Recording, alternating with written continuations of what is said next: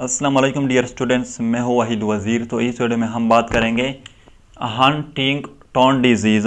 तो बहुत unique name है, नेम बहुत डरावनी है, पता नहीं डिजीज़ किस तरह होगी। तो हम इसको किस तरह प्रोनाउंस करेंगे, how to pronounce it, Huntington disease. तो चलो बात करते हैं कि ये किस तरह डिजीज़ है। तो ये याद रखें कि ये जो डिजीज़ है ये डोमिनेंट जीन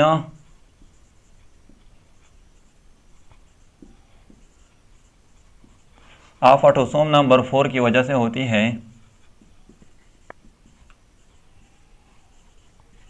ऑटोसोम नंबर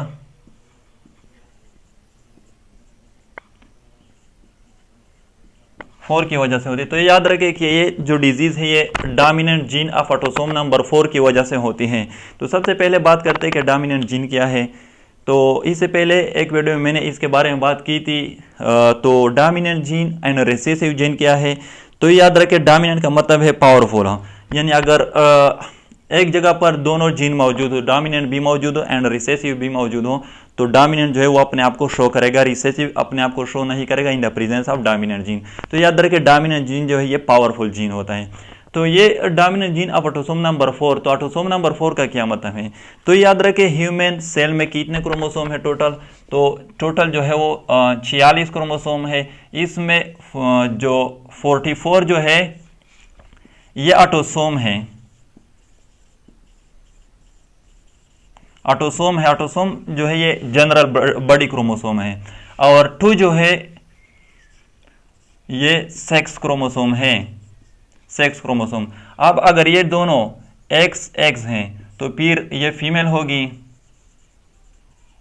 अगर एक एक्स है और दूसरा वाई है तो फिर ये मेल होगी। तो ये याद रखें कि ये ऑटोसोम नंबर 4 की वजह से होती है। अब ऑटोसोम नंबर 4 का क्या मतलब है। तो फॉर एग्जांपल हमारे साथ 44 ऑटोसोम क्रोमोसोम है। तो इसमें फॉर एग्जांपल ये हुआ autosome number 1, autosome number 2, autosome number 3, इस तरह ऑटोसोम नंबर 4, तो अप टू ऑटोसोम नंबर 44। तो ये जो डिजीज है हंटिंगटन डिजीज है, ये ऑटोसोम नंबर 4 की वजह से होती है। Dominant gene of autosome number 4, यानी इस ऑटोसोम नंबर 4 में जो डोमिनेंट जीन होता है उसकी वजह से फिर ये होती है डिजीज। इसके बाद ये जो डिजीज है यानी कि वो पर्सन जिसको ये डिजीज हो जाती है, यानी कि वो अफेक्टेड पर्सन, उसमें जो जीन होते हैं फिर वो क्या होते हैं, वो हेटेरोजाइगस होते हैं, हेटेरोजाइगस। अब हेटेरोजाइगस का क्या मतलब है। तो ये याद रखें एक होता है होमोजाइगस और एक होता है हेटेरोजाइगस। तो होमोजाइगस का मतलब है सिमिलर जीन, यानी कि अगर दोनों जीन जो है वो सिमिलर हो, फॉर एग्जांपल या दोनों कैपिटल हो आर या दोनों स्मॉल हो, तो फिर इसको हम होमोजाइगस कहते हैं।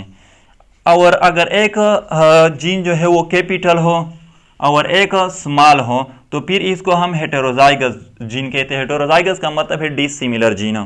तो जो अफेक्टेड पर्सन होता है इसमें जीन जो होते हैं वो हेटेरोजाइगस होते हैं।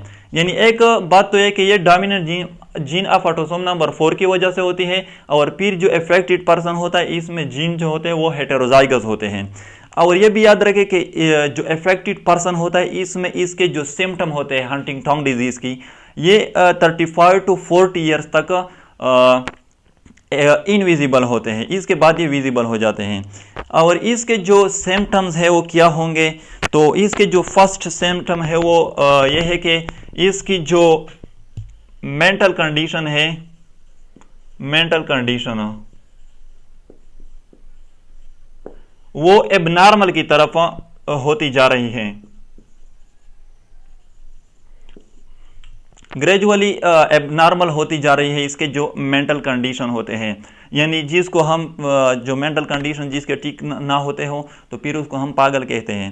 तो ये जो फर्स्ट जो सिम्टम है वो ये है कि इसकी जो मेंटल कंडीशन है वो ग्रेजुअली एबनॉर्मल की तरफ होते जा रहे हैं। और दूसरी बात ये है कि इसकी जो मसल होती हैं, इफेक्ट इस डिजीज से अगर इफेक्टेड हो जाए तो उस पर्सन की जो मसल होती है, मसल उसकी जो मूवमेंट होती है वो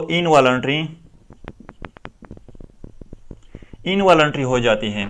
यानी एक होता है वॉलंटरी मूवमेंट और एक होता है इनवॉलंटरी मूवमेंट। वॉलंटरी मूवमेंट वो होता है जो हमारे काबू में होता है। फॉर एग्जांपल ये वॉलंटरी मूवमेंट है, अगर मैं इस हाथ को यहाँ पर यह करना चाहता हूँ तो कर सकता हूँ, यह करना चाहता हूँ तो कर सकता हूँ, तो ये वॉलंटरी मूवमेंट है, यानी कि हमारे काबू में होता है। इनवॉलंटरी मूवमेंट वो होता है जो हमारे काबू में नहीं होता। फॉर एग्जांपल हार्ट बीट जो है ये इनवॉलंटरी मूवमेंट है, ये हमारे काबू में नहीं है। अगर हम इसको स्टॉप करना भी चाहे तब भी इसको हम स्टॉप नहीं कर सकते।